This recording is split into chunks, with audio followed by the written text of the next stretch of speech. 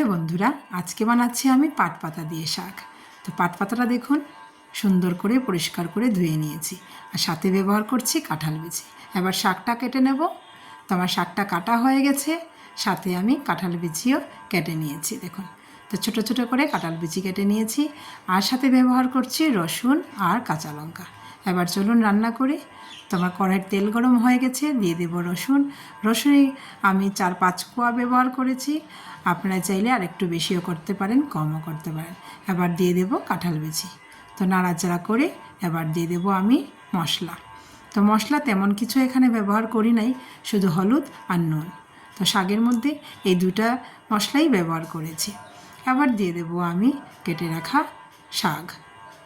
তো দেখুন আমার পাতাটা এত মিহি করে কাটা হয় নাই, অনেকে কিন্তু আরও বেশি সুন্দর করে মিহি করে কাটতে পারে। তো আমার শাকটা ভাজা হয়ে গেছে, এবার আমি অল্প করে একটু জল দিয়ে দেব, না হলে আমার শাকের পাতাটা ভীষণ শক্ত হয়, ওইটা সিদ্ধ হবে না, আর কাঁঠাল বিচিও সিদ্ধ হবে না। তো কিছুক্ষণ আমি নাড়াচাড়া করে উপরে দিয়ে দিলাম কাঁচা লঙ্কা। তো অল্প একটু ঝাল ঝাল হবে, তাই কিছুটা কাঁচা লঙ্কা দিয়ে দিলাম। তো আমার দেখুন জলটা শুকিয়ে যাচ্ছে, আর সাথে আমার শাক আর কাঁঠাল বিচি দুইটাই সিদ্ধ হয়ে যাচ্ছে। এবার আমি আর কিছুক্ষণ নাড়াচাড়া করে শাকটা নামিয়ে নেব। আমার মোটামুটি শাকটা রান্না হয়ে গেছে। তো আপনারা সবাই জানাবেন আমার শাকটা কীরকম রান্না হলো, আর আপনারা কে কীরকম রান্না করেন জানাবেন।